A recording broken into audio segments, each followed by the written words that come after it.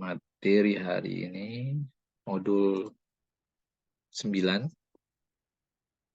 bab 4. Materinya modul 9 bab 4.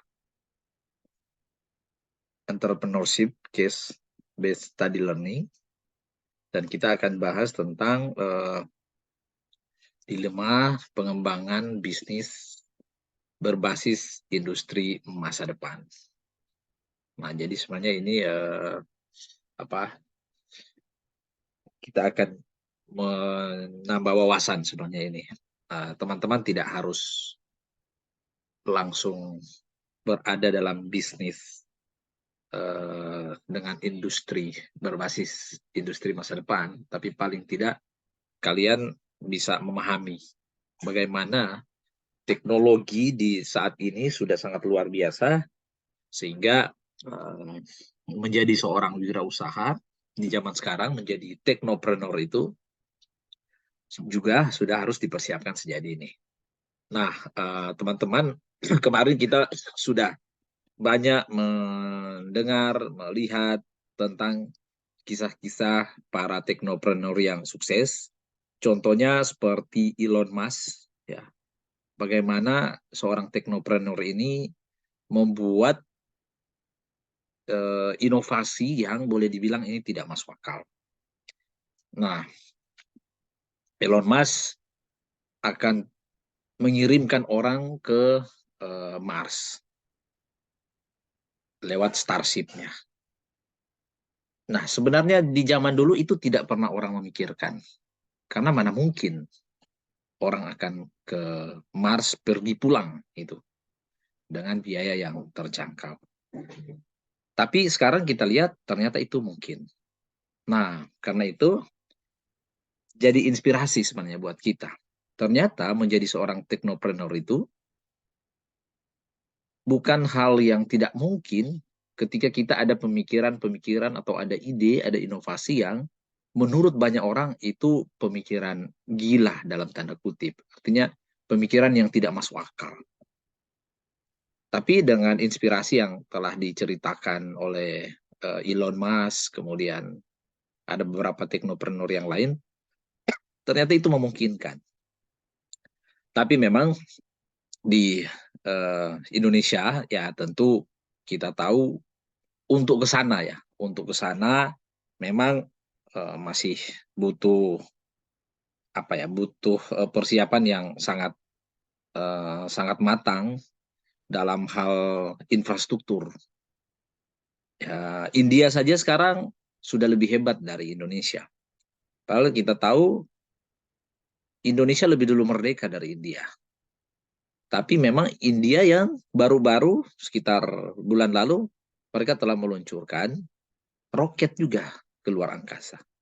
Nah, sementara kita memang masih belum. Nah, ini tantangan buat kita sebenarnya ke depan. Bagaimana ketika kita menjadi teknopreneur sudah mulai memikirkan pengembangan bisnis yang berbasis industri masa depan. Nah, di sini ada contoh, teman-teman sekalian. Ada contoh bagaimana pengembangan bisnis yang berbasis industri masa depan. Seperti transportasi yang menggunakan hidrogen.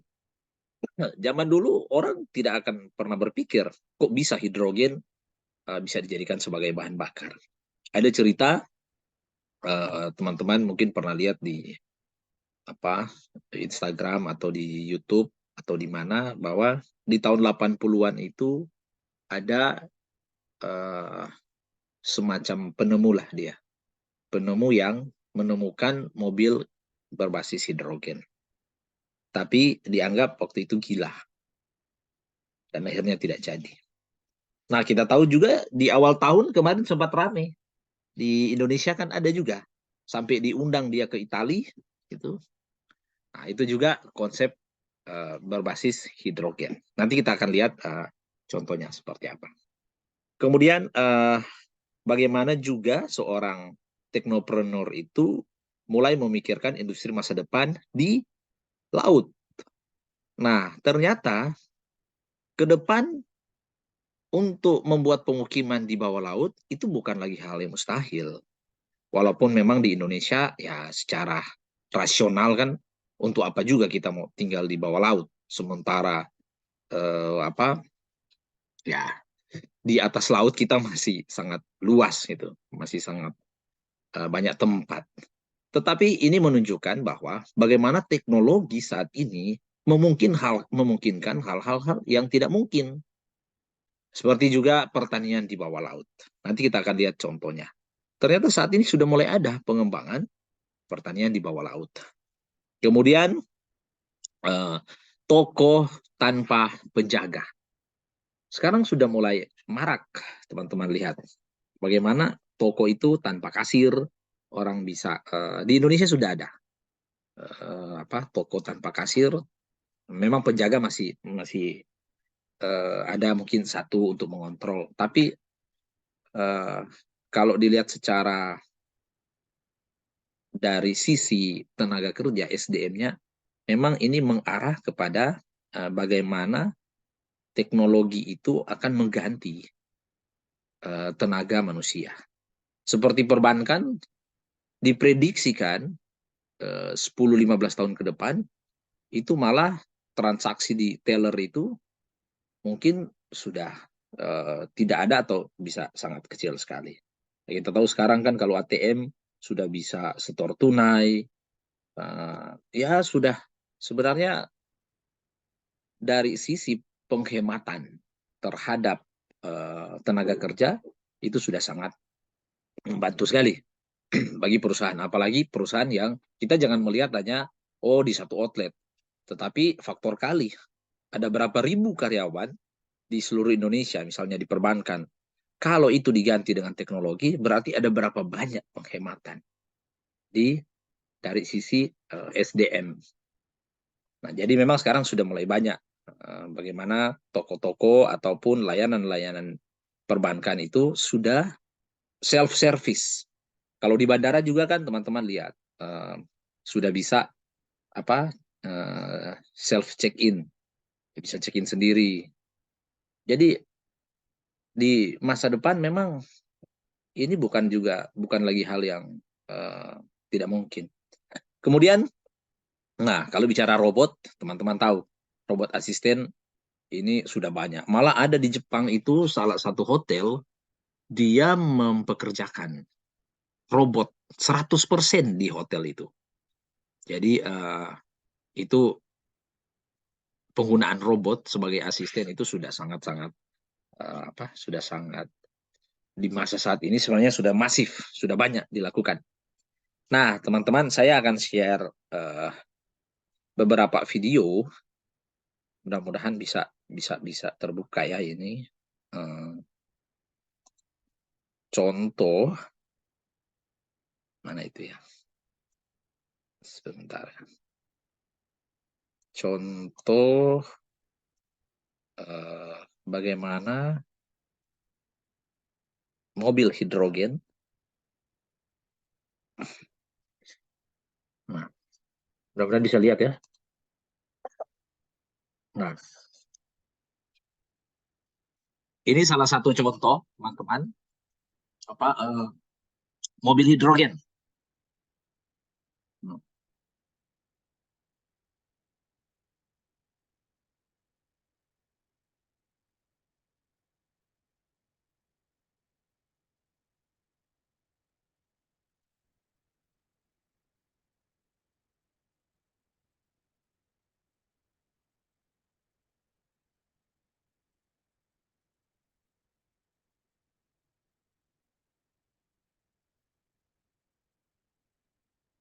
ya memang belum belum sempurna mobil hidrogen ini.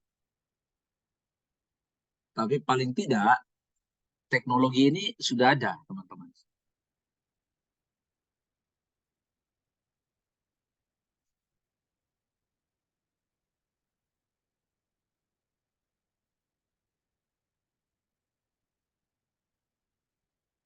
Nah, ini secara sistem bagaimana sistem hidrogen itu menggerakkan mobil.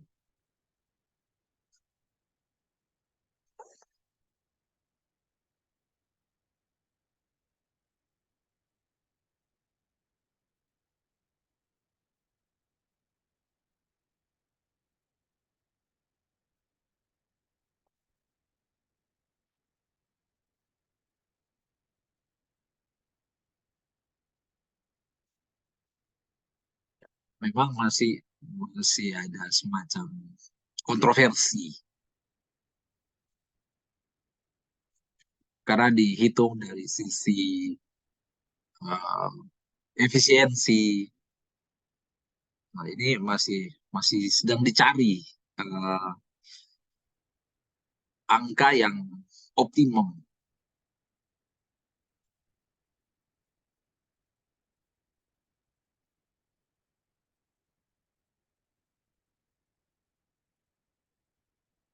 Nah, ini kendalanya infrastruktur. Jadi memang di Jerman ini sudah ada, tapi di Eropa ini sudah sering digunakan. Sudah cukup jauh sih, 500 kilometer.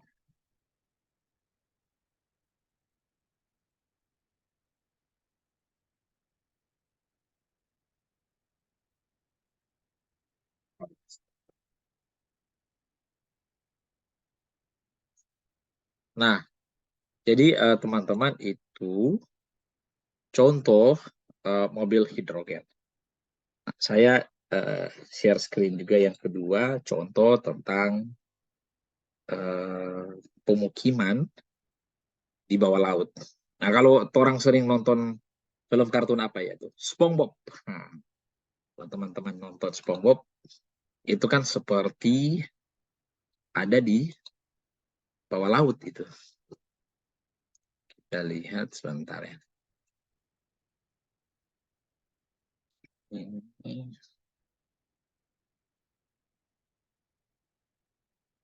Oke.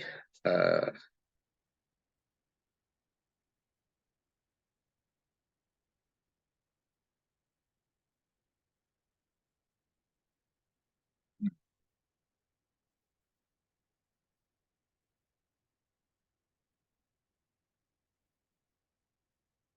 jadi memang ada kekhawatiran bahwa eh, ketika terjadi seperti bom atom dan atau perang, orang mulai memikirkan untuk tinggal di bawah laut.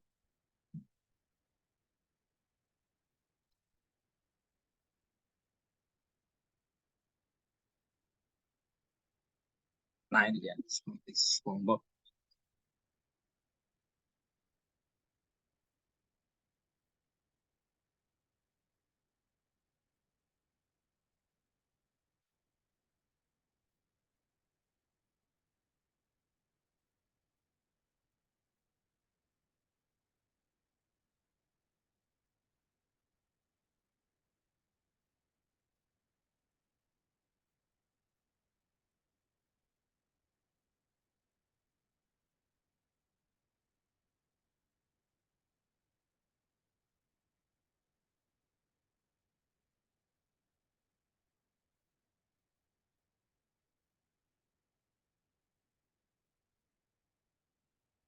Kita percepat saja ya teman-teman.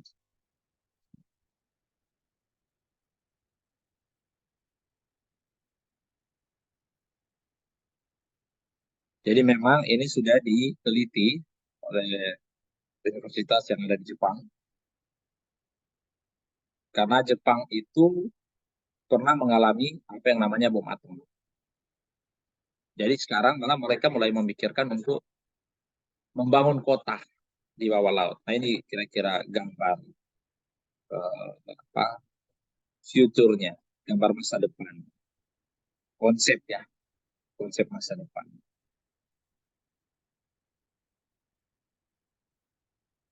Oke, kita percepat ya. Ini bagaimana dia bang? Oke, nah, jadi itu apa kota di bawah laut. Nah, ada juga ini yang sekarang malah sudah mulai orang lakukan. Sebentar, mana dia? Oke.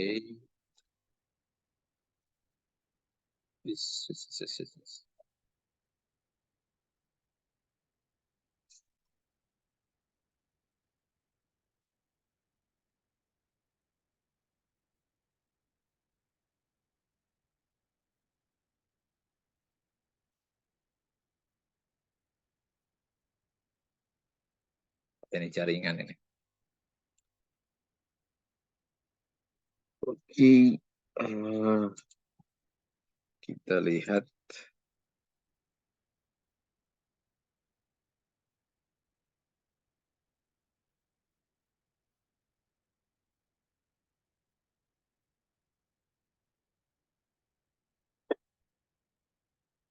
Teman-teman bisa membayangkan. Ternyata sekarang untuk berkebun di bawah laut itu bukan lagi hal yang mustahil. Ini ada contoh.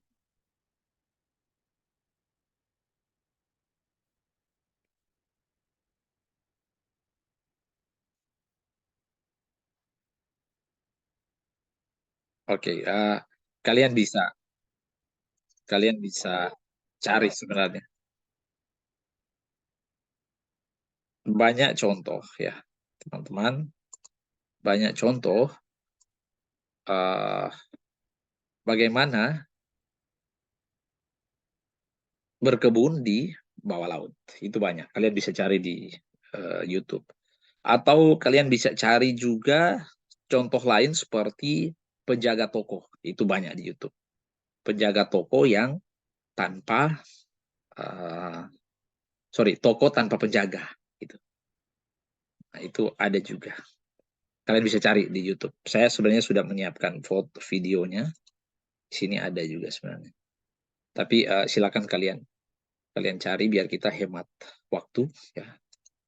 Kita hemat waktu dan bisa lanjut ke materi berikut. Nah, dari inspirasi itu sebenarnya teman-teman,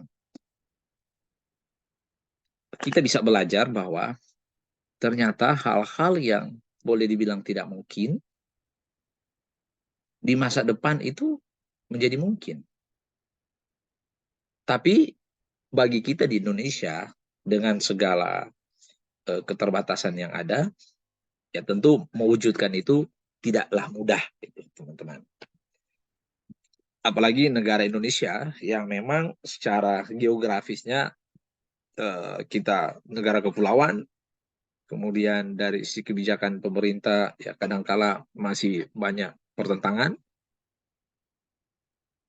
tapi bukan berarti teknologi berbasis industri masa depan itu tidak bisa diwujudkan. Nah, ini tadi contoh-contoh yang sudah saya videokan, transportasi menggunakan hidrogen, itu sebenarnya sebuah inovasi ya, yang tujuannya sebenarnya bagaimana emisi karbon itu di sektor transportasi bisa dikurangi. Kita tahu di Jakarta kemarin itu waktu mau KTT ASEAN itu sampai berapa itu kadar polusi di udara itu.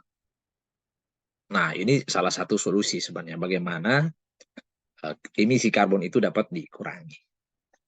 Dan untuk pemukiman bawah laut ini sebenarnya berkaitan dengan bagaimana sebagai seorang teknopreneur nanti kita akan mampu untuk menggunakan teknologi dengan berpikir bahwa teknologi itu bisa menyelamatkan lingkungan. Teknologi itu bisa memberikan eh, apa ya dari sisi kelestarian lingkungan, dari sisi pemanfaatan sumber sumber daya lah, entah itu sumber daya yang ada di laut ataupun di atas laut.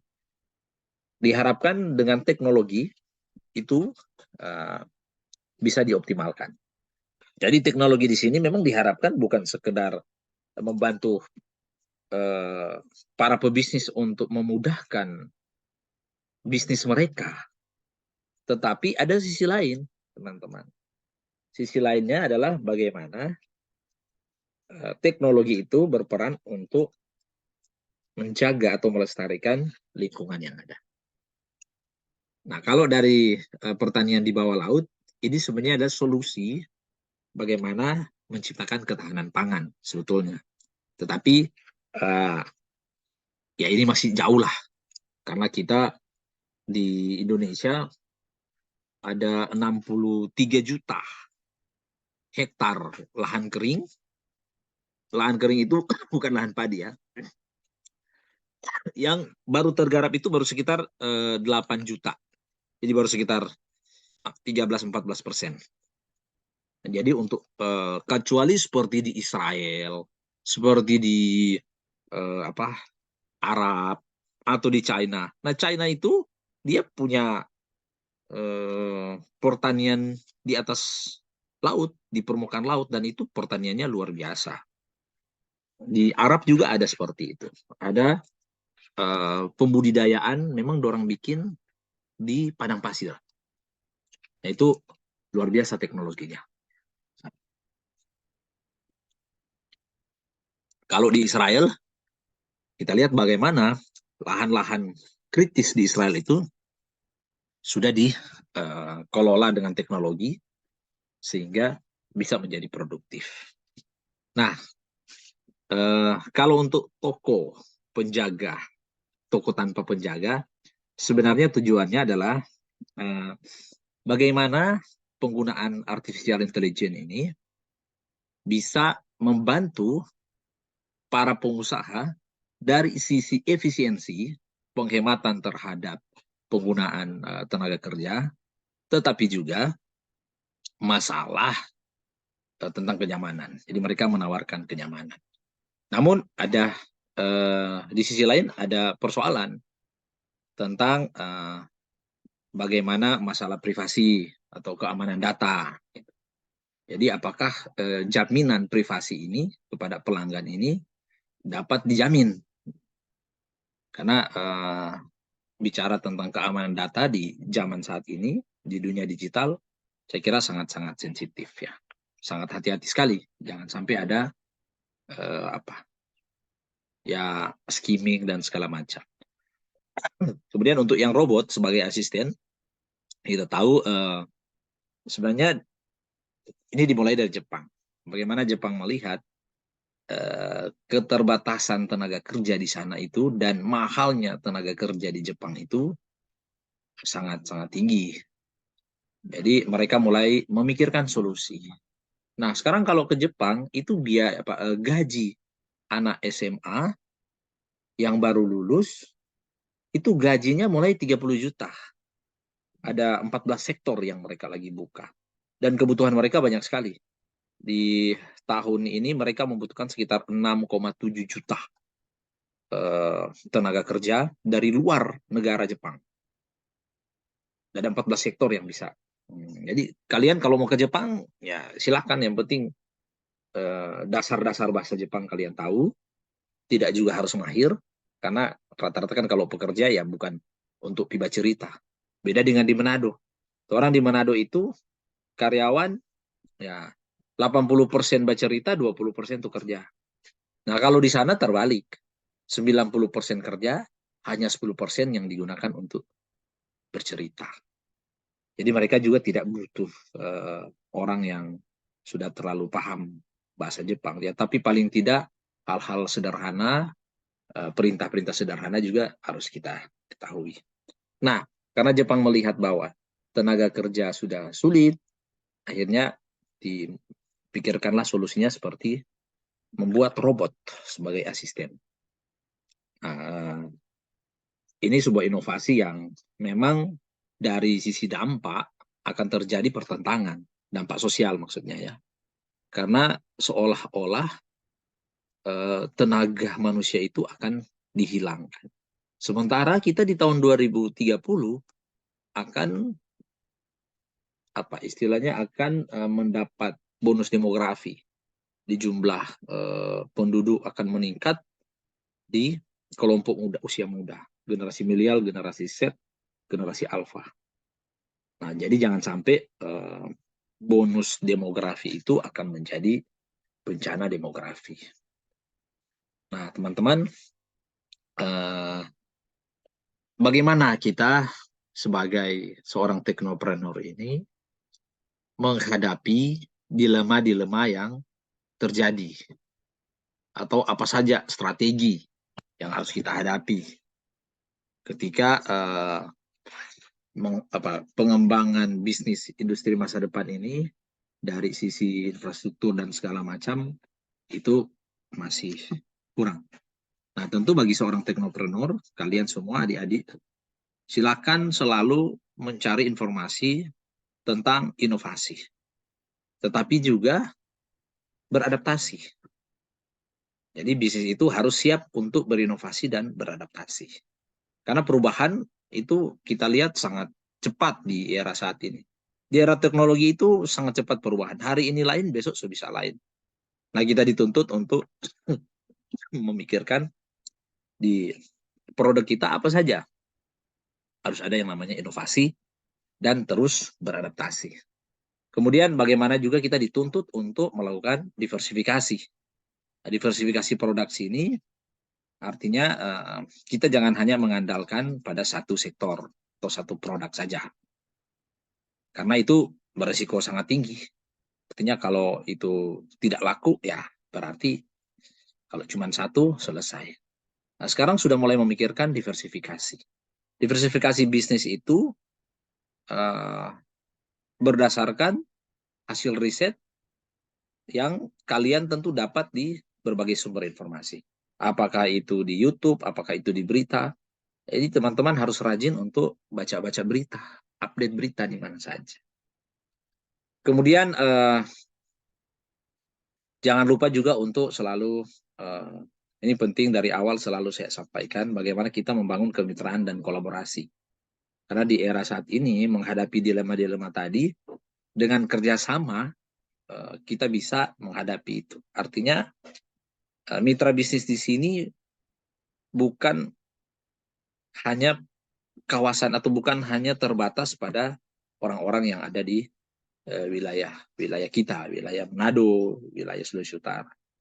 Tetapi mulai memikirkan bagaimana kita ya open mind lah, harus berpikir terbuka untuk membangun jalin silaturahmi, membangun kemitraan dengan para pebisnis yang ada di global. Ya minimal kawasan Asia Tenggara. Karena untuk mewujudkan inovasi itu tentu kalian tidak bisa sendiri. Jadi butuh riset, kemudian butuh sumber daya yang berpengalaman dalam hal kompetensi sumber daya manusia, kemudian butuh juga sumber daya alam yang menunjang sebagai bahan baku yang akan mensupport ide kalian. Kemudian yang berikut adalah bagaimana penggunaan teknologi digital itu sudah merupakan keniscayaan. Artinya harus dilakukan dengan teknologi. Bisnis saat ini harus menerapkan teknologi. Jadi combine lah. Jangan sampai kita tidak bisa menggunakan teknologi. Karena mengadopsi teknologi digital itu keuntungannya banyak sekali. Mulai dari keunggulan kompetitif, kemudian kita bisa jual di media sosial, ya kalian tahu lah itu kalau sudah pakai teknologi, ada e-commerce dan segala macam. Tentu dalam menunjang bisnis kalian, seperti strategi pemasarannya seperti apa, itu sudah harus menggunakan teknologi. Zaman sekarang artificial intelligence itu sudah sangat membantu sekali kita dalam melakukan riset, kemudian bagaimana menyusun strategi. Itu AI sekarang sudah sangat-sangat membantu. Kemudian kita juga dituntut sebagai seorang teknopreneur, bagaimana mindset kita selalu berpikir fokus pada keberlanjutan. Karena keberlanjutan ini adalah hal yang sangat penting dalam bisnis masa depan. Jadi kita bisa mengintegrasikan praktik-praktik bisnis yang itu tadi ramah lingkungan, kemudian berdampak sosial, kemudian dari sisi ekonomi memberikan keuntungan buat pertumbuhan ekonomi daerah, juga memberikan kontribusi untuk pertumbuhan ekonomi nasional. Nah, jadi keberlanjutan ini penting supaya kita punya semacam guidance, punya semacam panduan bahwa untuk mencapai bisnis jangka panjang sudah ada step-stepnya. Nah, kita bisa menyusun apa yang namanya bisnis blueprint. Di bisnis blueprint itu, strategi kita untuk jangka panjang tentang keberlanjutan pasti dituangkan di situ. Dan teman-teman jangan lupa juga untuk selalu berinvestasi dalam sumber daya manusia. Bagaimana seperti yang kita lakukan saat ini. Terus belajar, terus mencari informasi, dan terus membentuk skill kalian.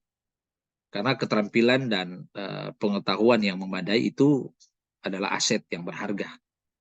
Apalagi dalam pengembangan bisnis masa depan.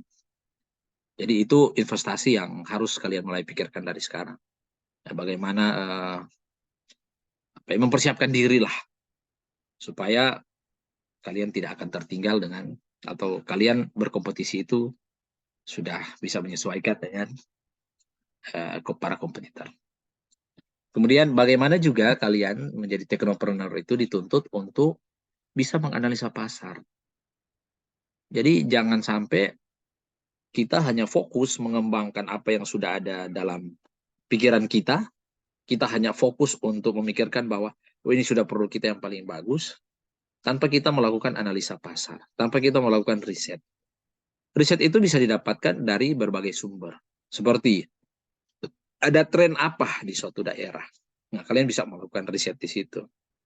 Dan kalian akan beradaptasi di situ. Dan pasti di sana ada peluang-peluang baru. Kalau dari riset itu kalian akan identifikasi sehingga peluang-peluang yang diharapkan dapat kalian ambil itu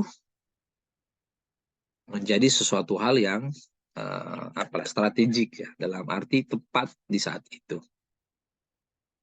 Memang setiap bisnis itu tentu memiliki konteks dan tantangan ya. Jadi macam-macam lah tantangan, dilema, dan segala macam.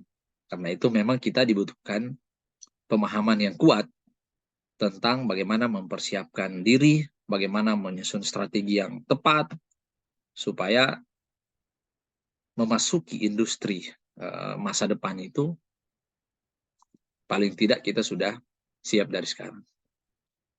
Oke teman-teman, saya kira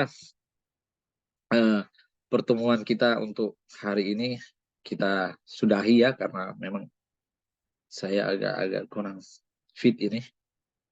Jadi silakan teman-teman, karena kita akan akhiri. Ini ada 32 orang ya, 32 orang. Silakan aktifkan kamera semua ya. Saya akan mendata, mengabsen. Ini ada yang angkat tangan ya. Ini daftar hadir jangan lupa diisi ya. Daftar hadir sudah ada di kolom chat. Nah, ada yang raise hand ini Presia. Silakan Presia. Presia Asa.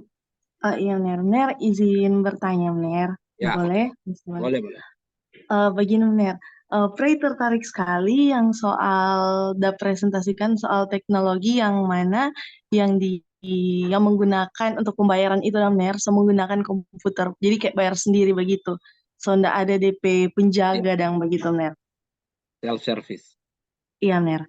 Nah, Prey sering lihat ada salah satu YouTuber yaitu Siska Kolner, mungkin teman-teman juga tahu.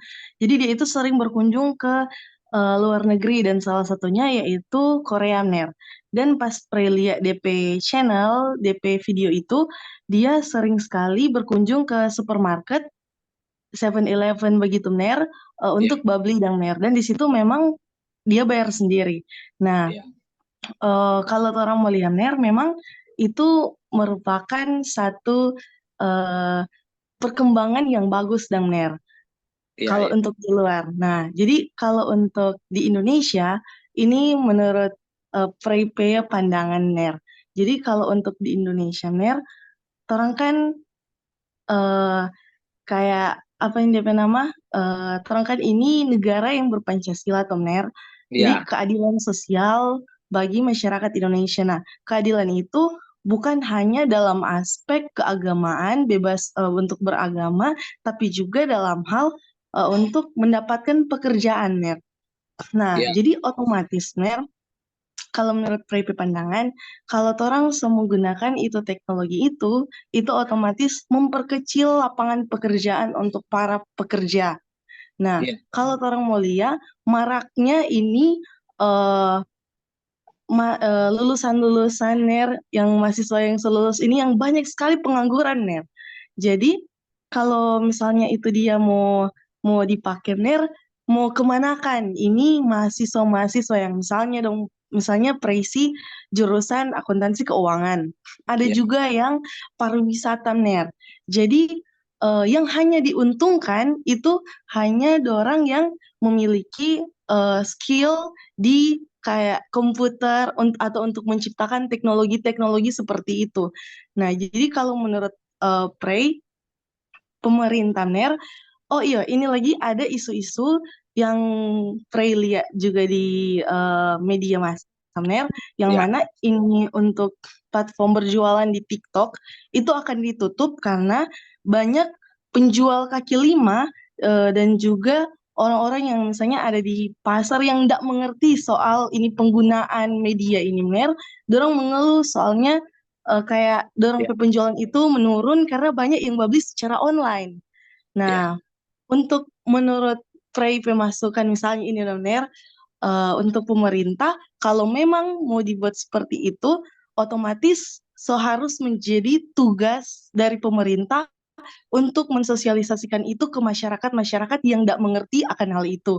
Dan juga pemerintah ketika mau backing misalnya sama dengan Prey akuntansi keuangan ya, harus memikirkan mau backing teknologi yang harus juga mempekerjakan ini orang-orang yang ada yang mengambil bidang tersebut Ner. Jadi misalnya mau bikin soal teknologi soal akuntansi keuangan yang jelas itu harus juga melihat dong Ner, orang ini sebagai masyarakat yang memerlukan lapangan pekerjaan. Jadi harus menyediakan lapangan pekerjaan juga Ner. Jadi mungkin dari Prey seperti itu Ner. ya. Oke, Bray, bagus sekali. Jadi analisanya bagus sekali. Nah, betul yang disampaikan oleh Praise tadi. Ini adalah sebuah dilema, ya, dilematis memang, bahwa di Indonesia untuk penerapan teknologi berbasis industri masa depan, seperti contoh self-service itu memang akan menimbulkan dampak sosial. Itu sudah pasti. Dan memang pemerintah sudah memikirkan ini jauh-jauh hari sebelumnya. Nah, uh, karena itu, memang hidup di Indonesia ini kan apa ya? Boleh dibilang kalau di daerah tertentu seperti di Manado, tanpa kerja pun orang masih bisa makan. Lewat di muka orang pe rumah, orang tanya, "So makan?" Nah, tuh, itu di Manado. Tapi memang di daerah lain betul bahwa kompetisi dalam hal tenaga kerja itu sangat ketat. Kemarin kita lihat di IG ada video lewat di timeline itu ada sekitar seribuan ya, lebih seribuan apa 2.000 orang yang lagi antri itu di job fair itu. Mereka lagi antri untuk melamar kerja. Ya memang melihat itu agak miris juga kan. Karena kita setiap tahun dari SMA meluluskan berapa ribu orang. Belum juga dari perguruan tinggi, ada berapa ribu orang. Tadi itu pengangguran semua. Nah, ini sebuah dilema. Karena itu bagaimana memang kita dituntut. Nah ini tantangan kita ke depan memang mempersiapkan keterampilan. Karena kita tidak bisa juga melarang teknologi. Memang akan ada proteksi seperti TikTok tadi sudah disebutkan oleh Praise. TikTok itu sekarang dilarang untuk berjualan, dilarang digunakan sebagai e-commerce. Tapi bukan TikTok dilarang. TikTok masih boleh pakai. Tapi memang untuk transaksi e-commerce-nya, dia tidak lagi. Dia dibatasi. Ya, karena memang ada dampak tadi. Soal bagaimana pelaku UKM di Indonesia itu yang berteriak. Karena memang masalah impor dari luar itu kan jadi gila-gilaan. Sementara para pelaku UKM yang ada di sini kalah dalam hal harga. Mulai dari bersaing harga, kemudian kualitas, dan segala macam. Nah, proteksi dari pemerintah ke depan memang hanya sifatnya berupa anjuran. Karena pemerintah tidak bisa untuk melarang orang menggunakan teknologi berbasis masa depan seperti self-service itu. Ya, salah satu persoalan memang ketika pengangguran akan semakin tinggi. Sementara dari sisi teknologi kita seolah-olah akan digantikan. Ya, kalau menganut kita negara Pancasila tadi betul bahwa ini memang melanggar undang-undang. Kenapa kita mengizinkan orang menggunakan teknologi seperti itu sementara kita masih tenaga pengangguran di Indonesia itu masih tinggi. Nah, ini sebuah dilema tuh. Tetapi sebenarnya begini.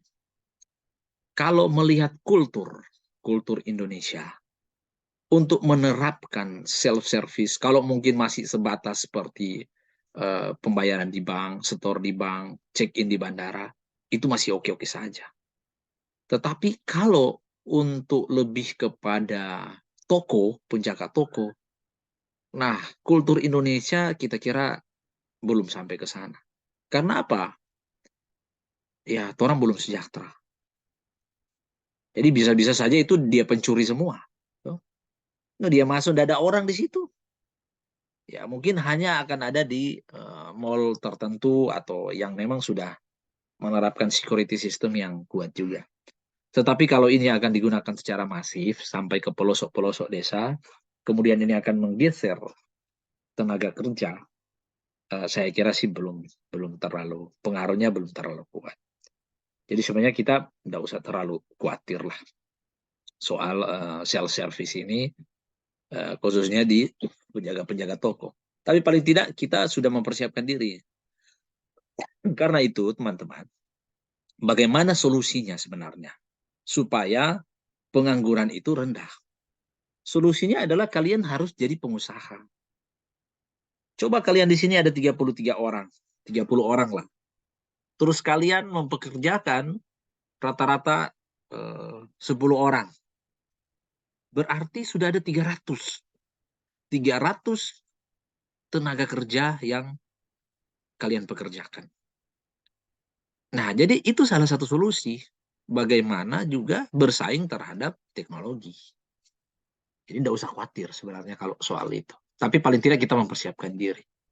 Dan kita rasa kalau di Indonesia untuk penjaga toko berbasis industri masa depan seperti penjaga toko self-service itu, ya 15-20 tahun depan belum masih belum terlalu masif.